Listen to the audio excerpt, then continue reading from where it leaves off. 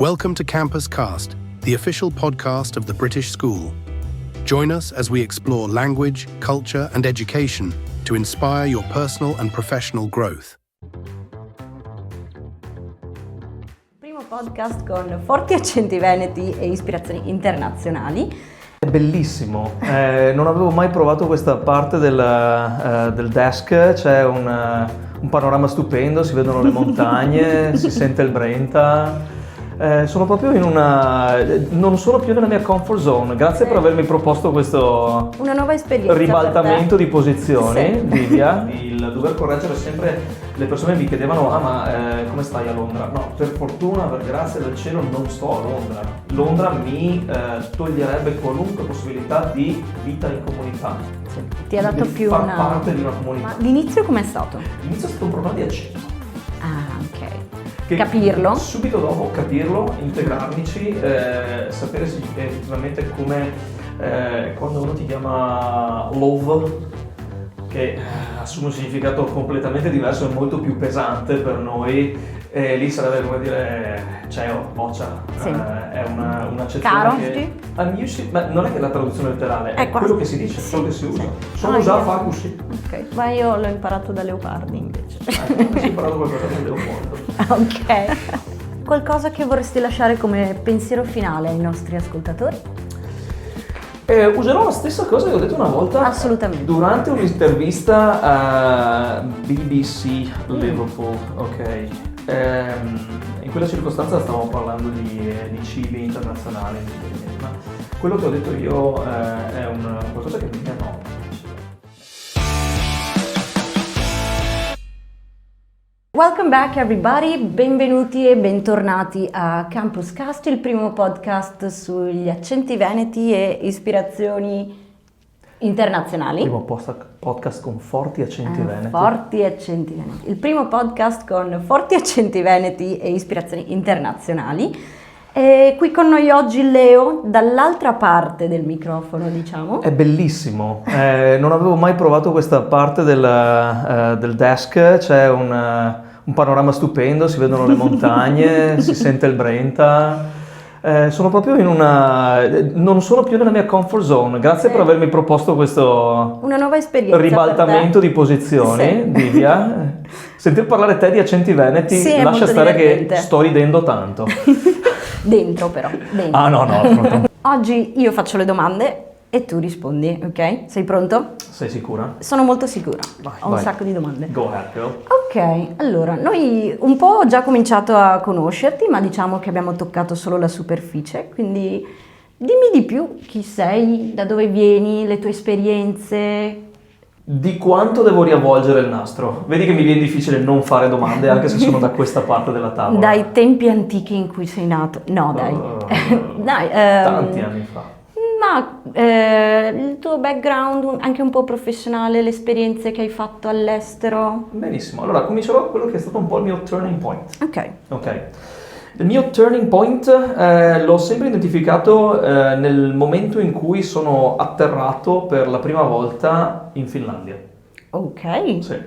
È stata la mia scelta di destinazione Erasmus quando ero tra il terzo e il quarto anno dell'università, facoltà di Scienze Politiche a Trieste, indirizzo Relazioni Internazionali. Grazie per l'informazione. Saluto tutti quanti. Per quanto sei stato in Erasmus? Sono stato in Erasmus, quella è una bella domanda. Non te lo ricordi più? Cui risposta è estremamente complicata e estensiva. Mi piace sempre definirlo come un Erasmus molto elastico il mio. Doveva essere di 6 mesi, rimanendo lì ho scoperto che potevo tranquillamente prolungarlo e quindi è diventato di 9. Già che c'ero l'anno dopo ho deciso di ritornare sempre a Rovaniemi sul circolo polare artico, sì, dove c'è la casa di Babbo Natale, a fare le mie ricerche tesi e quindi altri 2 mesi si sono sommati alla permanenza appunto in aree polari. Wow. Una volta laureato, quindi con il mio post-graduate programma MOVE, che è una sorta di Erasmus più professionalizzato, sono riuscito a tornare per altri 7 mesi nello stesso posto. Ah, okay. Evolvendomi da un punto di vista di digi-evolvendomi in sembra un Pokémon dell'Erasmus, no. Digimon. Esattamente, un Digimon dell'Erasmus, evolvendomi da quello che ero prima un semplice studente Erasmus, uno dei soli 4 studenti Erasmus italiani del primo semestre che ho trasmesso, che ho appunto passato in Finlandia, a poi ritrovarmi anche lì a fare da tutor agli altri studenti Erasmus. Sei passato dall'altro lato. Sono passato quasi completamente Quasi. dall'alro lato, perché mentre in Italia, una volta laureato, avevo iniziato a essere anche assistente universitario, quindi junior assistant dell'insegnante, che tra l'altro mi insegnava come materia principale storia e titolazione dei paesi afroasiatici. Ok. Cosa hai imparato? Grande focus sul subcontinente indiano, quindi ok. casa tua. Ho imparato molto del rapporto tra gli esseri umani e la natura, mentre ero in quelle circostanze, in quel contesto, in quell'ambiente molto fragile, molto delicato quando si tratta di interazioni con elementi umani. E focalizzando appunto il mio interesse su quelle che sono le popolazioni nomadi artiche, mondo artico e popoli delle renne era il titolo principale della mia tesi di laurea. Mi ha imparato a capire cosa significa equilibrio, o meglio mi ha insegnato un po' di più cosa significa equilibrio e cosa significa relazioni tra l'uomo e la natura, non soltanto relazioni tra esseri umani, ma anche tra uomo e natura, quanto valore effettivamente c'è in ogni azione che noi prendiamo dal semplicemente, dico una cosa molto local, fare una raccolta differenziata fa la differenza. Quindi, ottima citazione, la userò. Prego. Grazie. Sempre royalties comunque. Quello è stato il momento in cui effettivamente ho aperto di più le porte al mondo, perché da lì la mia esperienza successiva, le mie scelte professionali si sono sempre ricondotte a quell'esperienza e a ciò che quell'esperienza mi ha dato, non soltanto da un punto di vista accademico, ma soprattutto da un punto di vista umano. E quanto diresti ti ha aiutato questa esperienza poi nel futuro quando ti sei trasferito poi anche in Inghilterra per diversi anni, da quello che ho capito? Dov'è che eri? Ero a Sheffield, nel South Yorkshire. Okay. Lì la scelta, per quanto circostanziale, si è rivelata essere molto vicina a quelli che erano i miei standard di comunità. Okay. O meglio, quello che cercavo come standard di comunità.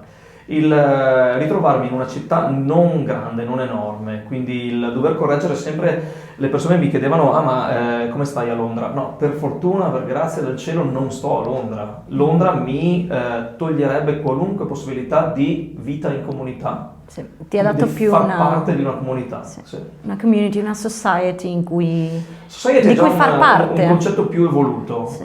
Dove ha più magari importanza quelli che sono determinati gruppi di persone, mentre community è un'interazione tra tante diverse relazioni. Okay. Decade il concetto dell'individuo e si interagisce molto di più. Non devo insegnare niente a te, tu sei nata in India, che è Sì, infatti stavo per la dirti- concretezza della comunità. Sì, è che in India spesso si usa la parola society per descrivere questo.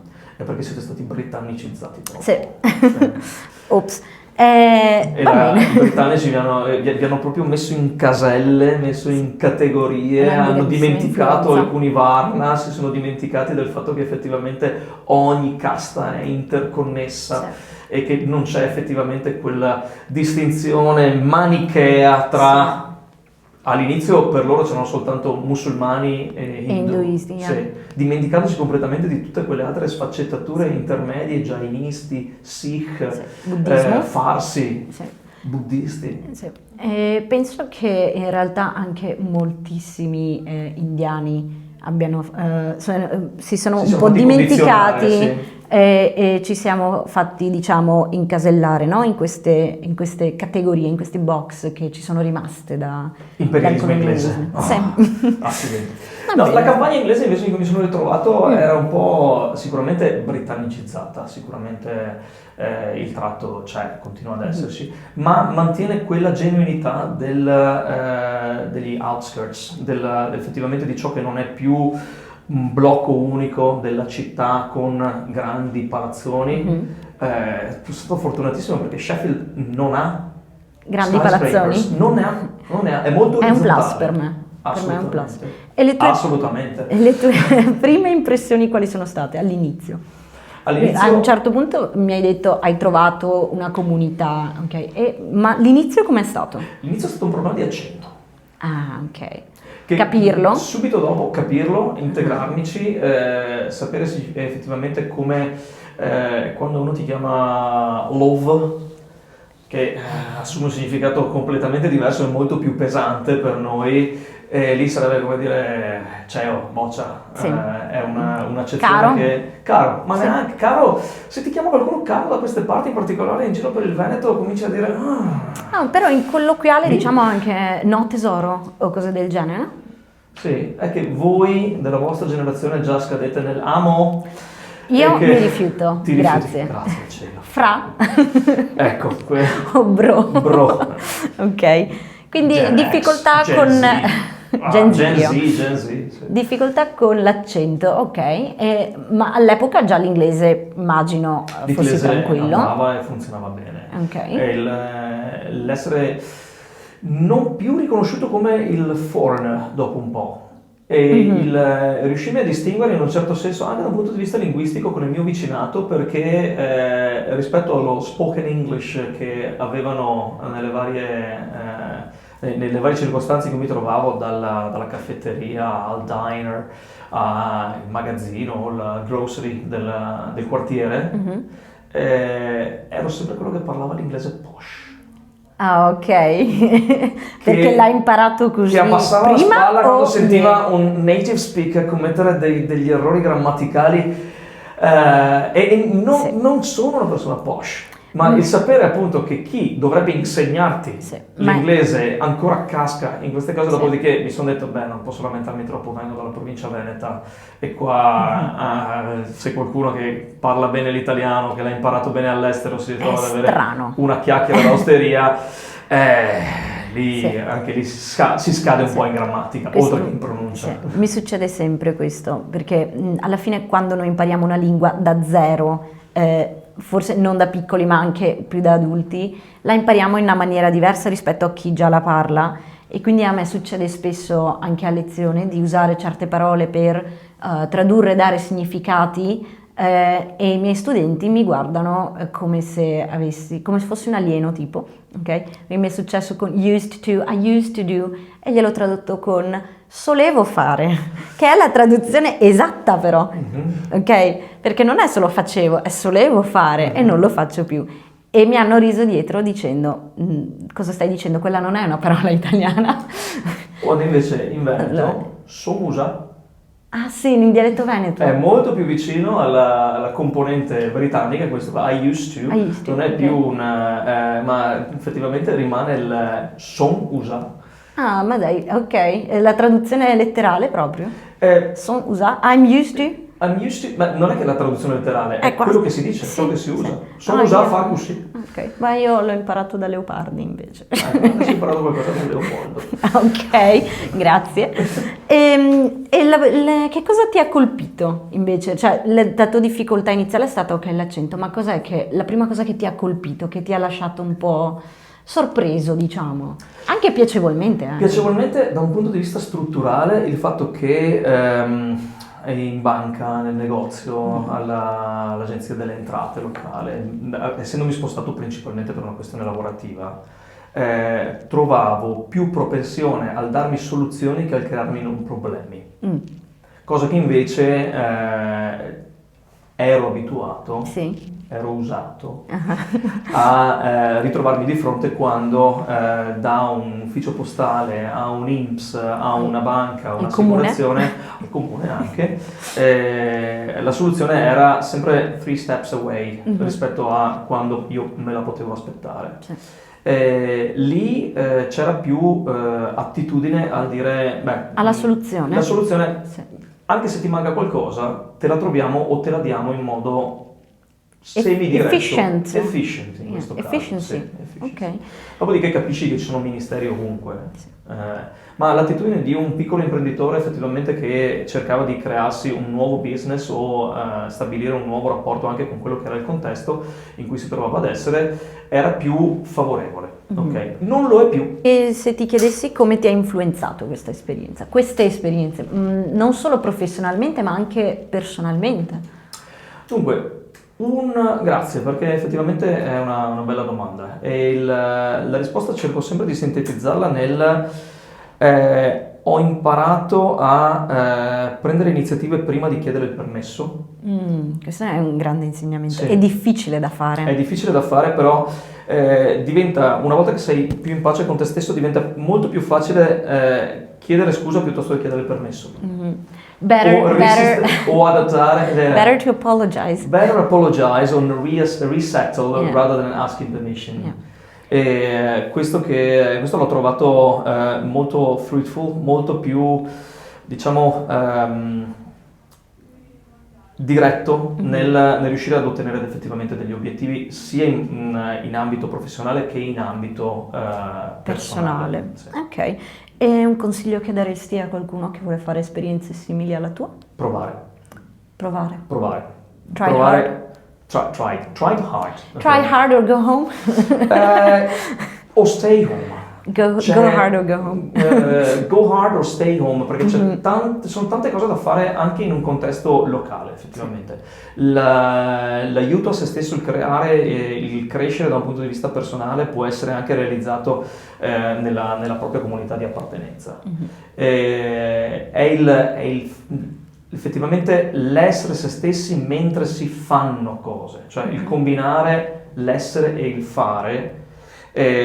Dopo essersi fatti delle domande giuste, dopo essersi fatti effettivamente, dopo aver creato o aver cercato dei confronti.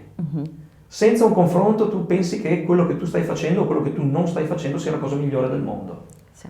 Invece cominciare a esplorare, se si può esplorare, se si può prendere un treno, prendere un aereo, non serve molto per trovare qualcosa di diverso verso cui potersi confrontare, ed è una cosa che riscontriamo con molti dei nostri ospiti in questo senso. Ma sì, se si può, c'è sempre il se si può investire su se stessi, ma si trova sempre il modo di investire su se stessi. Più intraprendenza, insomma. Assolutamente sì. Assolutamente sì. Okay. Se non si prova, non si impara. No. Esatto. No, è una regola generale, ecco, non l'ho inventata io, la vedi tu. Tu provi sempre cose nuove con i tuoi studenti.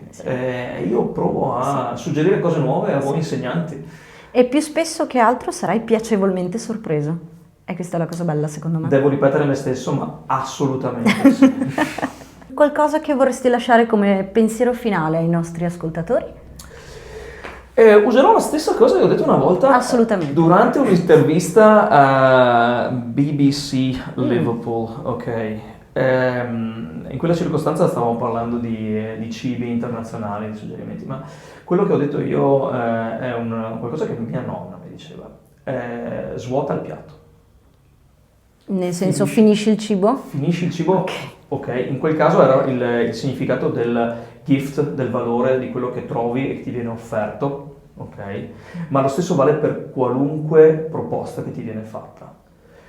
Vivila fino in fondo. Empty your dish, tira su fino all'ultima briciola, fa scarpetta, ok? Mungi questo mondo che ti sta davanti e che ti viene offerto e di cui non bisogna aver paura, non è un veleno, Dip è un cibo. Dip your toes, I feel. Esattamente, sì. Sono tanti modi per impostarla, ma vai fino in fondo. Ok, va bene, grazie Leo. È Grazie a stato voi, grazie a molto te. bello conoscerti un po' meglio. E con questo direi che ci salutiamo. Vi ricordo di cliccare subscribe o follow in base a dove ci state ascoltando o guardando, e ricordatevi per favore la bell icon per ricevere notifiche sui nostri nuovi episodi. Grazie. Ringraziamo Kawabanga Studios e Alchimie Venete per il supporto tecnico dietro i microfoni e dietro le camere. Alla prossima. Alla prossima. Cheers. Thanks for listening to Campus Cast. Subscribe for more insights and conversations. See you next time.